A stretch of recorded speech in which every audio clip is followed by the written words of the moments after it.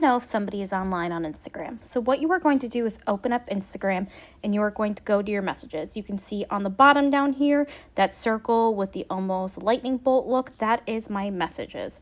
So if somebody is online, it is going to have a green dot next to their name. You can see on this group message I am clicking on that there is a green dot by the one profile picture. That means that they are active. I'm going to scroll down to this profile here too, where we have had a chat before. You can see the green dot next to the picture in the upper corner here. That shows that that person is active on Instagram. That green dot will only appear if somebody is currently active on Instagram.